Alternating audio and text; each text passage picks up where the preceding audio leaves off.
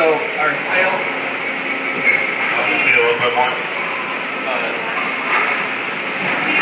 The sales as of today, we are at $811,131. We have 14 days left in the month.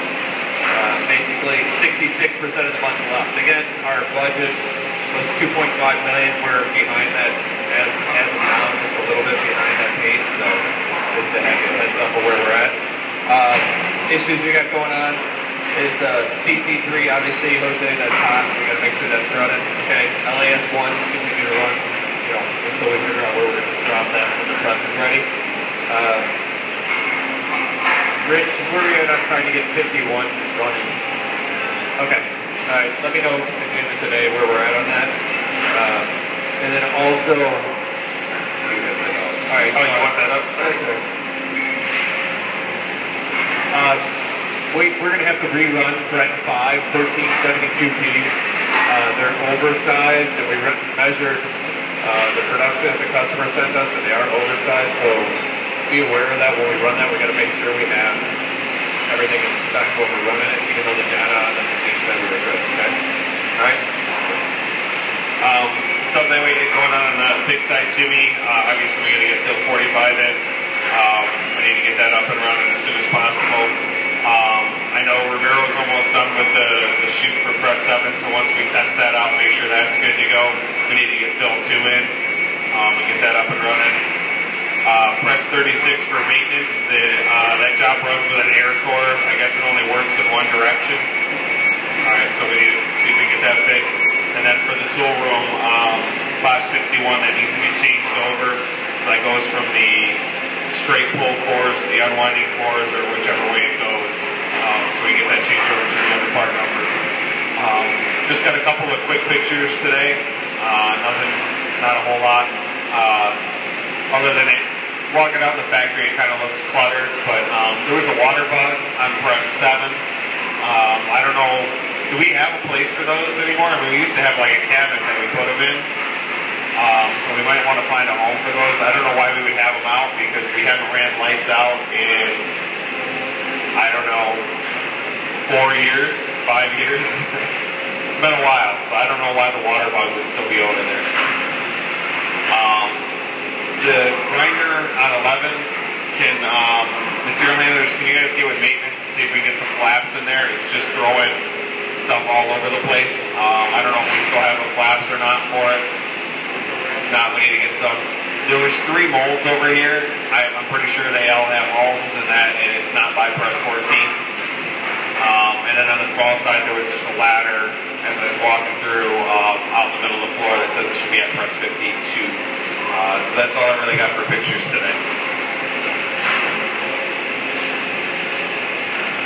All right.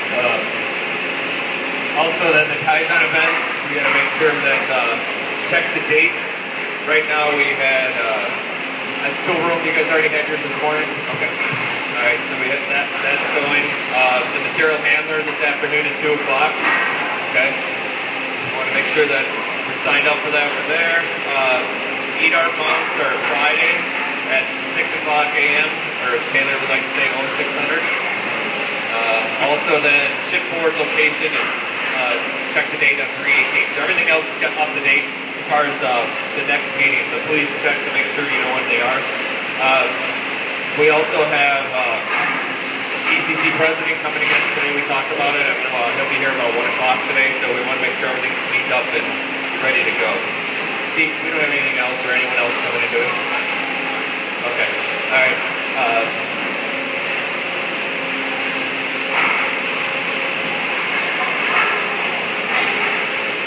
All right, so, all right, one of the improvements, one of the things I want to make sure is everyone, please, you guys are all doing a great job making improvements. Problem is we don't have pre-improvement pictures most of the time.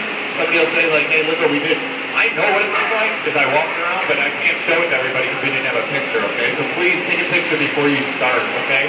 So one thing I want to talk about is, if everyone remembers, our insert racks for all of our raw material anchor inserts were upstairs on the mezzanine. What number, Laura? Mezzanine M?